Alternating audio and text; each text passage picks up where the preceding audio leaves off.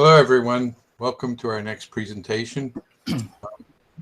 My name is Jeffrey Fogel. I'm a director of the Facial Pain Association's board, and I'll be the moderator for this session. We're pleased to present our next speaker, Dr. Mark Linsky, who is professor of neurological surgery at the University of California, Irvine, and a member of the FPA's medical advisory board for the past 20 years. Dr. Linsky will be discussing the redoing of microvascular decompression for persistent recurrent trigeminal neuralgia. Thanks for joining us, Dr. Linsky. Before we get started, I just want to quickly remind everyone, I think everyone's pretty much aware of it, that you're welcome to submit any questions into the Q&A feature on the screen, and we'll try and get to as many as we can at the conclusion of Dr. Linsky's talk. Now I'll turn it over to you, Dr. Linsky. Thank you very much, Dr. Fogel. And thank you very much to everybody who tuned in today. It's an honor to be here. As Dr. Fogel said, I've been on the medical advisory board here at the Trigeminal Neuralgia Association, now the FPA, for 20 years. Can you guys see my slides? Good. We can shift that over. Good. So I also want to thank Melissa and Brandy and Regina and Natalie for all the work they've done to troubleshoot this and set this up, as well as Dr. Sakula and the FPA board for inviting me. The topic we're going to talk about today is particularly important. If you look at the topic, you might think that this is really going to only be of interest to patients who've had an MVD and it hasn't worked. Well, the truth of the matter is, and what I hope to convince you of today, is that it is really very, very important for those who've not yet had an MVD to realize that a redo MVD is not going to be as successful as a first-time MVD, and it's going to be higher risk. And so the first time is the best time, and we'll drive that home today. Pattern of failure analysis is a really important concept in medicine. What it is a way of looking at failures of a procedure or a medication or a treatment to see what the most common causes are so that there can be a focus going forward with an eye towards improvement. And this is a pattern of failure analysis of several decades of redo microvascular decompressions. These are my disclosures. None of them are financial, so I don't think that any of them are going to lead to any sort of presentational bias that you're about to hear, but these are the positions that I hold in relation to trigeminal neuralgia. So as I just suggested or foreshadowed, the first time is really the best time. At the first exploration, there's no scar tissue. The anatomy is undistorted. And in proper surgical hands, the 10 to 20 year success rate for microvascular decompression is 75 to 80%. And so long-term, potentially permanent success in the properly trained surgical hands. Redo MVDs have lower success rates. In our hands, we only have a 1 out of 3 chance of success if we did the first MVD. But if the MVD was done elsewhere, particularly if it was done by a non-Peter Janetta trained neurosurgeon, our success rate for redo MVDs is almost as good as for a first-time MVD if that MVD is done elsewhere. But it carries higher rates of numbness because you're dealing with scar tissue, prior decompressive material. You have much more dissection that has to be done. Numbness is a much greater risk, and numbness can cause atypical neuralgic pain and even deafferentation pain. There are also higher risks of hearing loss from scar tissue and greater dissection, greater risks of CSF leak and wound infection through an old scar, and a slightly greater, but not prohibitively greater, risk of CNS complications. But this really does depend on the surgeon. So why might an MVD fail? Well, the first thing might be that maybe the patient really didn't have trigeminal neuralgia after all, and you're trying to do a microvascular decompression for something where the vascular compression isn't the cause. So patient selection is really critical. It is possible for trigeminal neuralgia, even typical neuralgic pain, to have causes other than vascular compression. 95% of patients with unilateral typical neuralgic pain have a vascular cause, but the other 5% do exist, and amongst that 5%, multiple sclerosis is the most common alternative cause. However, the major reason, assuming selection was correct, and the proper MRI sorting out was done preoperatively for failure of an MVD is that their microvascular decompression was technically inadequate. Now, we've known from a long time from the New England Journal Medication publication by Dr. Janetta of over 1,000 MVDs that there are 4 things that statistically correlate with a successful microvascular decompression. Female sex, and unfortunately that's a negative correlation. Men do better than women. Symptoms greater than 8 years do worse, at least in this series cutoff, whereas shorter duration of symptoms do better. Venous compression only does worse than if there's an arterial compression as well. And these are the Kaplan-Meier success rates showing each of those differences over the course of 10 to 20 years. But notice this last one. This is the most important. Did the patient experience immediate postoperative relief of their typical neuralgic pain? And that's evident in the recovery room. It doesn't take weeks, months, etc. to see that if we're talking about typical neuralgic pain and you're talking about a first-time microvascular decompression. So that's the most important corollary. Now, when we talk about technical inadequacies, what might that mean? Well, first, the surgeon may not have done an adequate exploration, either due to inadequate exposure, failure to realize all anatomic areas that need to be explored, failure to recognize that trigeminal neuralgia is not just caused by named cerebellopontine ankle arteries. In fact, there are some very well-respected surgeons who do microvascular decompressions who, in peer-reviewed literature, publish 30% negative exploration rates. And this is very clearly a case where only named arteries are considered significant. They don't recognize that unnamed artery branches can cause the problem, and in particular that veins can be causal as well. The root entry zone is where the problem is for the vascular compression, and in the past there were anatomic studies that were commonly quoted that suggested that this root entry zone was exceedingly short, ranging anywhere from 2 to 3.5 millimeters in length away from the brainstem. But the problems with these studies was there were limited numbers of specimens, so poorly generalizable to the general population. Post-harvest autopsy, post-fixation tissue contraction leads to incorrect measurement. And in general, they only measured the distance from the surface of the brainstem out along the root entry zone on the medial or dorsal aspect, what we call the axilla, the armpit, rather than the shoulder of the nerve root brainstem junction. In fact, a common figure that you'll see throughout anatomy probably came from one patient and then is reproduced by everybody, suggesting that the angle of entrance of the trigeminal nerve into the brainstem is really a 90-degree angle. Well, we know that's not true. Here's an example just from a couple weeks ago where the angle is 60 degrees. And so you can imagine that the nerve is going to course directly under the surface right here. This is the armpit, the axilla.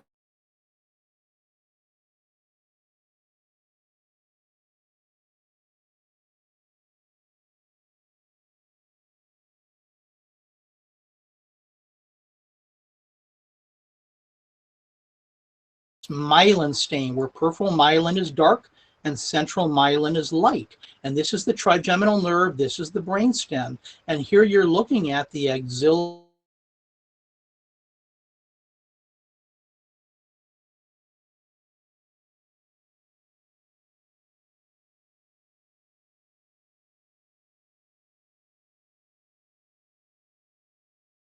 So that you had a significant portion of nerve, if you slight measure from here, that you were missing, still underneath the surface of the brainstem, the pia.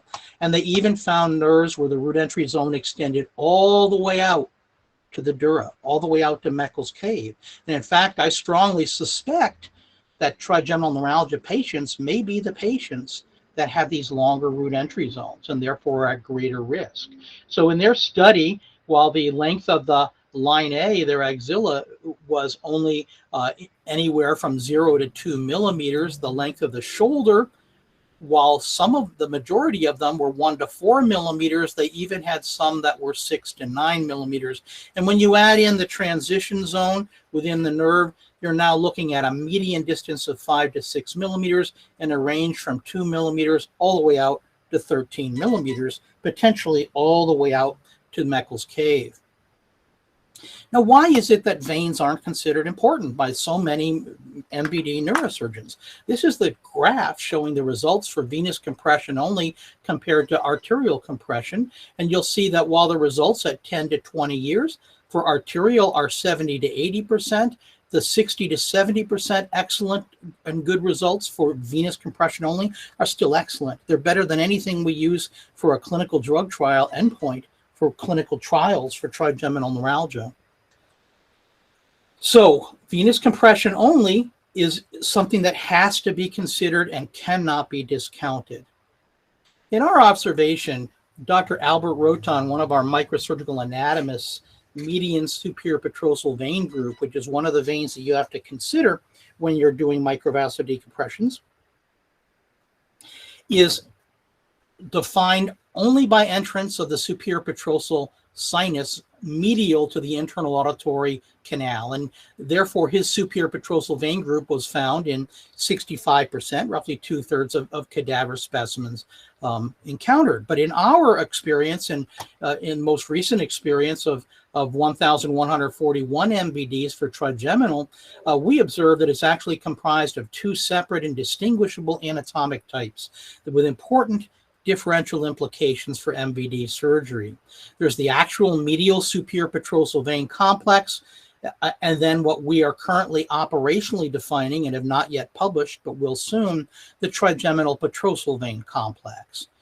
And in fact, 50% of Dr. Roton's specimens showed that the medial petrosal vein group was dominant and was often associated 50% of the time with a second vein group. And that you can actually tell when you're doing the surgery whether you're going to run into this more medial group, because it will often be associated with a very lateral minor superior petrosal vein collateral. The key difference is that the trigeminal petrosal vein includes one or more ventral brainstem veins in its confluence, whereas the true medial superior petrosal vein complex does not. It only includes tributaries from the dorsal brainstem and anterior hemispheric cerebellar veins. What that means is that the trigeminal petrosal vein complex is going to be closer to the exit of the dura into Meckel's Cave, usually within 5 to 10 millimeters of this. Statistically and anatomically, it has a much greater likelihood of venous compression for the trigeminal nerve root, but most importantly, it's also a much shorter and greater tether of the ala of the cerebellum, hindering mobilization. And you're going to hear me talk about this multiple times because it's this access and tethering that is one of the most common reasons for inadequate exposure. Now, over an 18-year period, which is the subject of this pattern of failure analysis, redo MVD comprised 164 cases, which is actually 1/4 of the cases overall. Only 14% were my own redos. 86% had their MVD performed elsewhere. For my own redos, they were predominantly in my pediatric trigeminal neuralgia patient subgroup rather than the adults. Now, here's where the patients that came and had their first MVD elsewhere, 141 of them, came from. And you can see that they come from all over: Johns Hopkins, Mayo Clinic, Columbia University, University of Pittsburgh, Mass General, Stanford, Duke. They come from all over. But one of the things that I want to point out that only 12 of the cases, only 8.5%, were done by MVD neurosurgeons that were trained by Peter Janetta or trained by surgeons who were trained by Peter Janetta. And the remainder, 91.5%, were non-Janetta trained surgeons. Now, the incidence of redo microvascular decompression has been rising. Over the last 12 years, this red line represents 100% of my cases. In 2010, none of the cases were redos. They were all first time. By 2021, they're at 38%, and it's been a linear increase. Now, why is that happening? Well, you can speculate. One speculation is that for patients' convenience, they no longer are willing to travel to get an optimal MVD performed. Another speculation is that our healthcare system has become much more difficult to navigate, and patients are trapped within a healthcare provider list with prohibitive costs for going out of network. And even neurosurgeons are now trapped into trying operations that they normally would have referred because they're under contract with a healthcare provider and they don't want to jeopardize that contract. Another issue is that within neurosurgery residencies, MVDs are now considered standard training rather than subspecialty fellowship training. And so a lot of neurosurgeons coming out of residency, even if they've only done a handful during their training, feel that they're perfectly capable of doing them well. And in fact, they're not. And even MVD microsurgeons who do a lot of first-time MVDs, because of the greater risks and the greater difficulty and the worse outcomes of redo MVDs, won't do them. I would speculate that less than half of the high volume MVD neurosurgeons in the US are willing to do redo MVDs. Now, what did we find when we did these 164 redo MVDs? Well, 75% of the time we found shredded Teflon felt was used as a decompressive material, but that wasn't always the case. We had 26 cases where non-shredded felt right out of the box, off the shelf was used, 8 cases with no material, 2 cases with Ivolon sponge, 1 case from the United Kingdom with a cellulose sponge, 1 case where they actually used a piece of Telfa, 1 case where Dacron was used, 1 case where Gore-Tex was used, and 2 cases where we found the decompressive material on the wrong nerve, and that's usually on the 7th and 8th nerve. This is a schematic diagram of what a surgeon sees at surgery. This is a right-sided patient. This is the tentorium up here and the entrance of the nerves into the dura here. This is the 5th nerve, 7th and 8th, 9th and 10th. This is the cerebellum.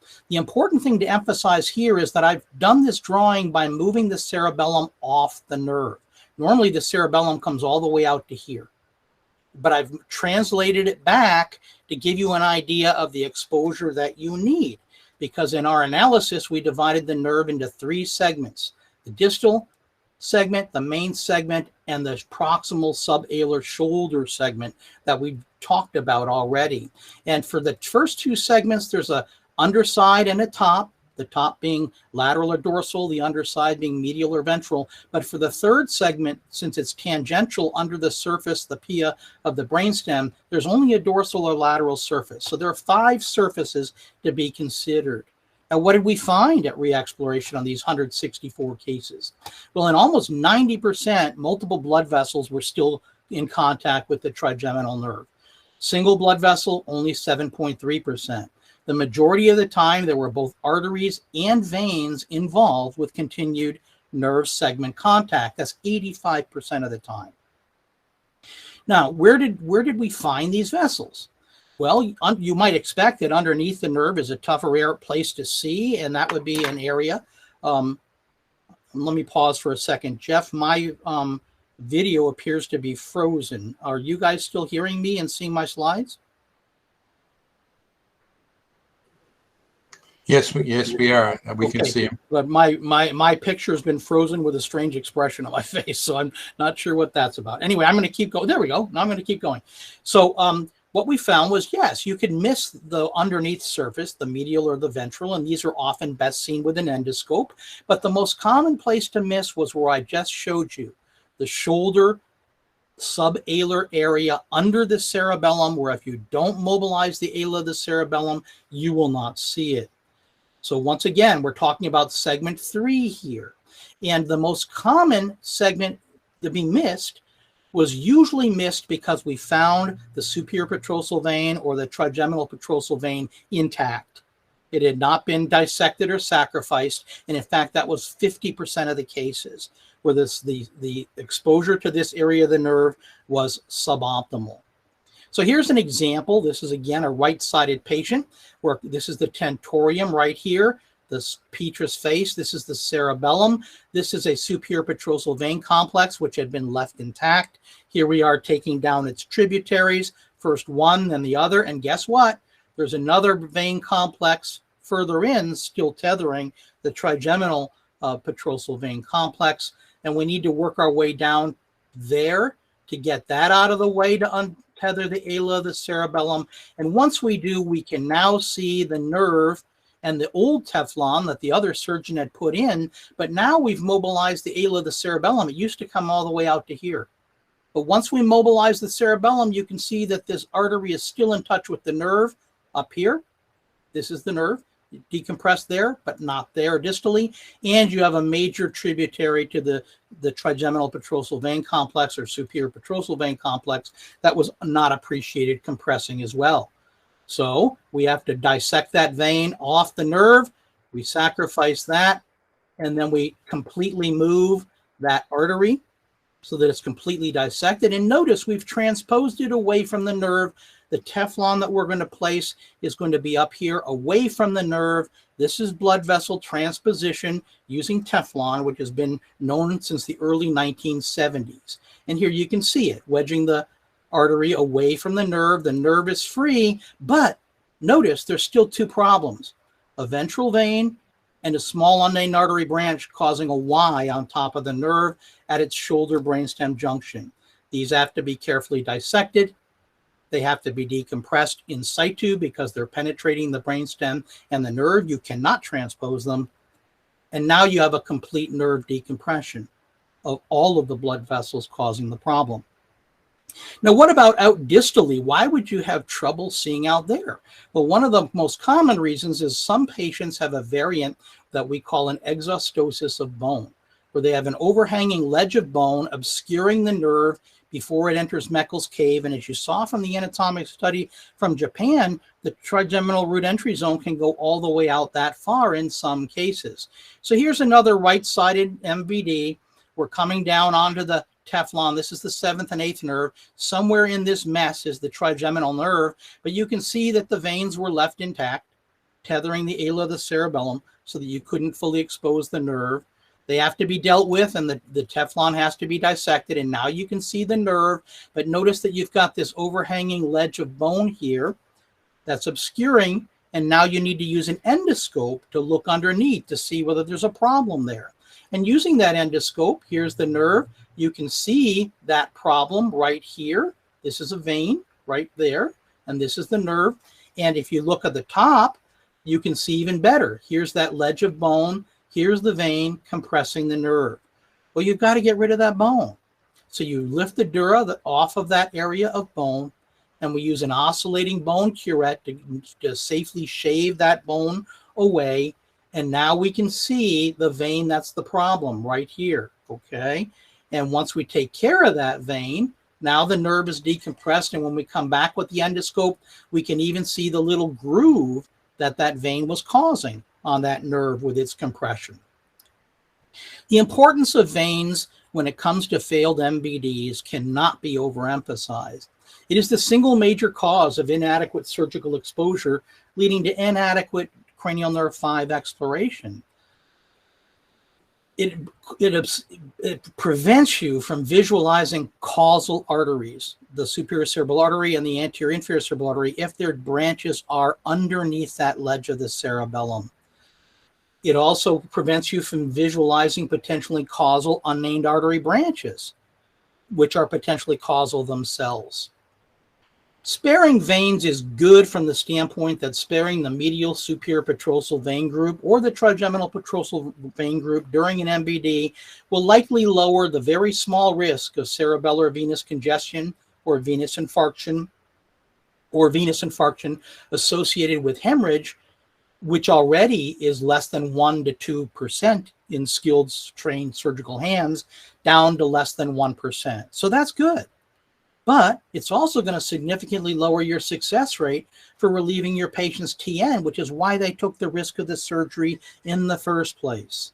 And it will significantly increase your recurrence rate after microvascular decompression and increase the potential need for a redo MVD, which carries far greater risk to your patient in trying to get rid of the pain. Now, I want to take a few minutes before we get to questions and answers to try and dispel some confusion that I am hearing whenever I give talks to support groups when it comes to failed MVDs. So first thing, I apologize for the typo. It's not dose, it's does. Does Teflon contacting the trigeminal nerve cause trigeminal neuralgia? No, nor does bone or tumors external to the nerve. Dr. Janetta spent 40 years convincing people that the problem there was still vascular compression. It's the tumor pushing the blood vessel into the nerve. It's the bone preventing your ability to see the blood vessel compressing on the nerve. And the same is true for Teflon mass. Inert masses do not cause trigeminal neuralgia. It's a vascular compressive phenomenon. Well, then can shredded Teflon by itself lead to a Teflon granuloma? No, it's biologically inert. That's why it took the field in terms of the substance that we use for decompression. Teflon granulomas are extremely rare, and they are caused by chemical impurities in the Teflon left from the factory. So what is it? What is a Teflon granuloma? Well, as Dr. Zimmerman showed on a histology slide, it's a giant cell inflammatory reactive mass involving the Teflon, which does four things. Number one, it enhances on MRI. Number two, it enlarges over time. It's an inflammatory mass, just like a tuberculoma or neurosarcoidosis. It is not static. And it causes negative nerve symptoms from nerve dysfunction, not positive ones. So for a sensory nerve, that means numbness or possibly deafferentation pain, but not typical episodic stabbing, brief neuralgic pain. And it responds to treatment with steroids or other immunosuppression. Can you prevent the rare occurrence of a Teflon granuloma? Absolutely. You should not use Teflon directly off the shelf, out of the box or package. And I discourage surgeons from using that and then shredding it on the back table and putting it directly into a patient. It should be shredded in advance and then go through a 2-week leaching process consisting of serial sterile water soaks and then re-sterilizing the shredded felt before it's used in a patient. This is the recipe that Dr. Janetta gives to every one of his graduating residents when they graduate after 7 years of training, and I was fortunate enough to receive it. Does the mere presence of Teflon contacting the trigeminal nerve on MRI or its enhancement on MRI by itself imply a Teflon granuloma? Absolutely not. Teflon on a nerve after an MVD is a normal finding. That's what you expect to see. And it will normally eventually enhance if that Teflon is in contact with a dural surface, such as the petrous face or the tentorium, through neovascularization. This is a real problem with some neuroradiologist interpretations who will call Teflon granulomas, or I've even had patients called having a tentorial incisura meningioma based on normal findings after an MVD that they just didn't understand because they weren't experienced enough and just can't help themselves. When they see an abnormality that's not normal in a patient, they want to call it. Can removing prior Teflon from the first MVD lead to trigeminal neuralgia pain relief after a second exploration? Absolutely. If it leads to exposure and identification of a new or persisting compressing blood vessel that's subsequently dealt with, and this can be conscious or unconscious. Sometimes a surgeon dissecting through the old Teflon gets some venous bleeding, which they control with bipolar cautery, and they don't realize that they just sacrificed the causal vein. Or if dissecting and removing it leads to partial trigeminal sensory nerve damage, just like Dr. Zimmerman talked about with palliative destructive procedures. Indeed, this is a form of unselective palliative destructive procedure or rhizotomy. It's what you might term an external neurolysis, as opposed to an internal neurolysis or nerve combing, or even a devascularization of the nerve. Well, how about transposition? Is superior cerebral artery or anterior inferior cerebral artery transposition a new technique? No, absolutely not. Peter Janetta used it routinely and taught it to his trainees. I learned it in the 1980s and early 90s when I trained, and it's been used for 45 to 55 years. In his case, he used shredded Teflon felt to keep the vessel away, if possible, wedging it so that the felt is not in contact with the trigeminal nerve, and I showed you an example of that earlier in the intraoperative photographs. Can transposition with glue or a sling alone lead to complete MVD relief or complete MVD of the trigeminal nerve? Yes, but unfortunately rarely, because it can't be performed in cases where there are short tethering perforating arteries preventing full transposition, where that would otherwise sacrifice or tear those vessels. It does not solve venous compression. You can't transpose veins. And it does not solve the need for in situ decompression of small unnamed artery branches, just as I showed you in those intraoperative photographs. So when it comes to minimizing MVD failure, patient selection is the key. They really need to have trigeminal neuralgia. Ensure your MVD is technically adequate, not inadequate. Mobilize the ala of the cerebellum to explore the cranial nerve 5 segment 3A, and this will often require venous sacrifice, but sometimes this can be selective, where some of the tributaries to the superior petrosal vein are left intact and untethered, where the others are sacrificed. You need to adequately explore ventral and medial, and this will sometimes require an endoscope and looking under the Meckel's cave ledge as well. If you have an exostosis of bone obscuring your view, remove it. Get it out of the way, just like you're doing skull-base surgery, and then see the full length of the nerve adequately. And you need to recognize that veins and unnamed artery branches are potentially causal. As we started, I want to emphasize the first time is the best time. And choosing your surgeon, their philosophy and approach to this, their level of experience is critical if you want the optimal outcome. And that may mean traveling, it may mean appeals to your insurance company, but it will be worth it if you don't have to have a redo MVD. And with that, I'll turn it over to Dr. Fogel for questions. Thank you very much for listening. All right. Thank you very much, Dr. Linsky. We did have a video issue. Looks like we still do. We had you in still life for most of the talk, but fortunately, we're able to benefit from being able to hear you. And could you still see the slides? We saw the slides. Everything was perfect. So we benefited from your knowledge and expertise. Thank you. I just had pursed lips the whole time. Yeah. No, it was a different picture that you were frozen on. It was much better the second time. So we're not seeing you right now, but we do have about 10 minutes and we have about 45 minutes worth of questions. So we're going to try and scoot through as many of them as we can. Dr. Fogel, just let's point out to everybody that there's a surgical question and answer center section right after this. Right. So there's also additional time to. Right. And I was going to be holding questions like that for that session also. One question was, how do you know that an MVD has failed and if a repeat might work? On a related note, how long after the first MVD should you wait before calling it a failure? 6 months, a year, longer? Yeah, that's an excellent question. A lot really depends on whether you're talking about typical neuralgic pain or atypical neuralgic pain. When I say that the statistical correlation with relief is immediate, that's for the typical neuralgic pain. And if a patient with a first-time MVD in my hands, in my clinic, wakes up still with that pain, or if that by the time of their suture removal, they're still having that typical neuralgic pain, not atypical, I literally recommend that we go back in and re-explore before scar tissue can develop to make sure that nothing was missed and that the decompression was technically adequate.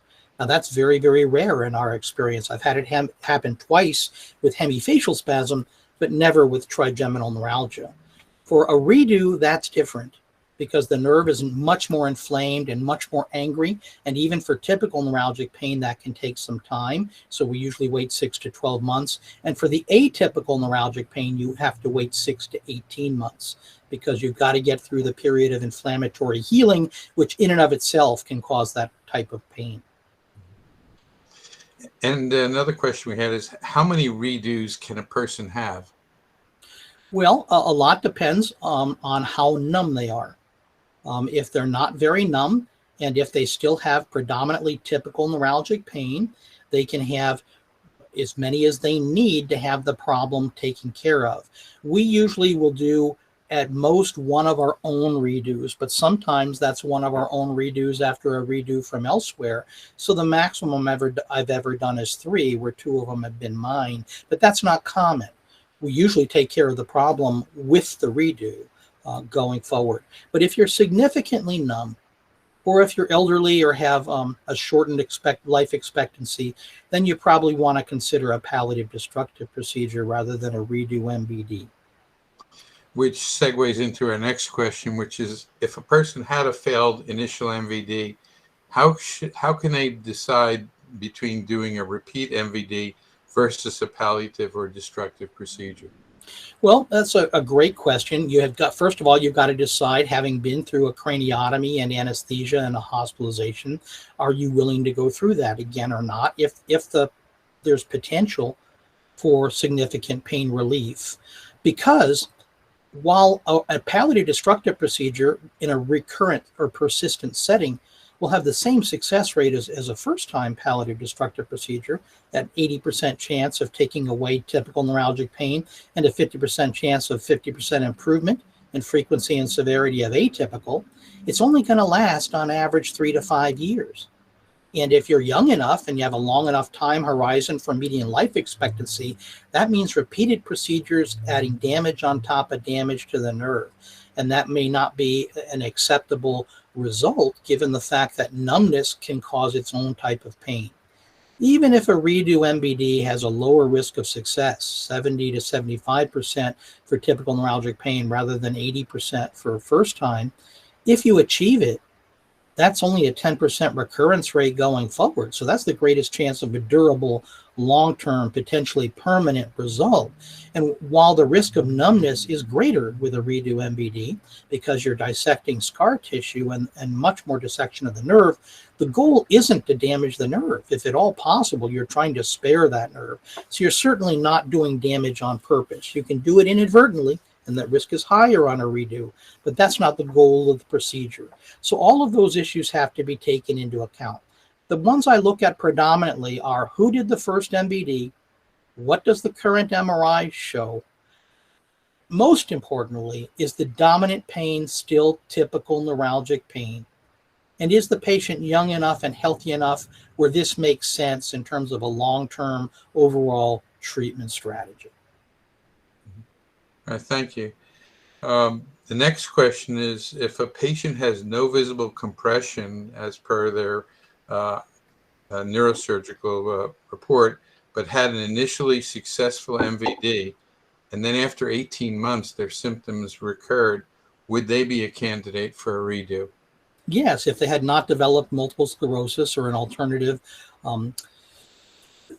etiology cause in the meantime that has become apparent in that 18 months, and if their pain remained typical. This idea of no compression showing is really got to be taken with a grain of salt. If you have typical neuralgic pain and you don't have the other 5% of causes, you have vascular compression. It's up to the surgeon to find it. An MRI is not going to be sensitive enough to rule that out. Even if an MRI, Fiesta protocol or KISS protocol, shows vascular compression, it's never all that we find. 85% of the time, it's multiple blood vessels, arteries, and veins, and the majority of those were never seen on the MRI. They're seen under the microscope with proper adequate exposure, visualization, and exploration of the nerve by a well-trained surgeon. Thank you. Next question is, if someone has a failed MVD, do you recommend that they get their redo done by the same surgeon, or should they have a second set of eyes looking at their situation? Yeah, that's a very good question and a difficult one to answer. We have a very firm respect for our own potential fallibility, so we will go back in on our own. But if one of the problems, just like I showed in my series, was that the decompression was done by somebody who was not genetic trained and did not sacrifice veins to mobilize the ala, the cerebellum, etc., and so forth, then going back to that person is not going to lead to better exposure. You need to go to a person who has a philosophy that's larger and that takes into account other possibilities and a more definitive last time look. Okay. And we have a question that you sort of touched on, but just specifically, it says, if you had a successful MVD and then your pain returns 6 months later and a follow-up MRI shows a new vein on the nerve, is a redo necessary? First of all, it won't be a new vein if it's 6 months. That's too short a time for a new vein to dilate up or collateralize. That's likely to be a missed vein, one that wasn't appreciated or dealt with at the first surgery. And if the pain, again, is still typical neuralgic pain dominant rather than atypical neuralgic pain, then and if the patient's healthy enough and young enough with a long enough median life expectancy, absolutely their best result and their greatest chance of a long-term good result will be with a redo MVD by a very experienced, not just MVD surgeon, but redo MVD surgeon. And as I pointed out, even those of us who do large volume MVDs, more than half of us won't do redos for the reasons we outlined in the slide. The first time is the best time. Okay. And we only have about 2 minutes left. So as for the last question, as a support group leader, I've gotten this question from people. They hear about all the risks of the redo of the MVD. And the question I'm hearing a lot is a second MVD just too risky to do? It's riskier, but in proper surgical hands, and that means somebody very experienced in redos, it is relatively safe, and those risks remain low. But you got to remember that you're not choosing between a course that's safe and a course that's risky. Doing nothing with a progressive syndrome that will only get worse over time and lead to perpetual suffering and require increasing medication doses, which have their own side effects and negative quality of life issues, is not a safe course. It's the most risky of all.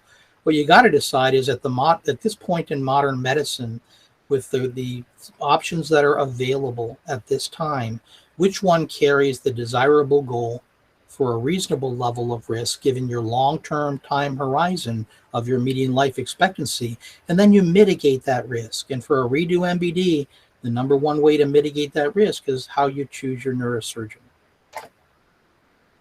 Okay. Well, Dr. Linsky, thank you so much for an excellent talk on a topic that for us as patients can be very, very difficult to navigate.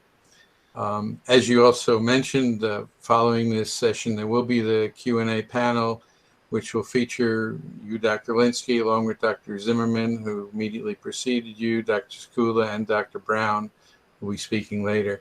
So if anyone in the audience here has any questions for Dr. Linsky that did not get addressed, or for any of the other doctors, you'll want to join that session, which will be starting in just a few minutes immediately following this talk.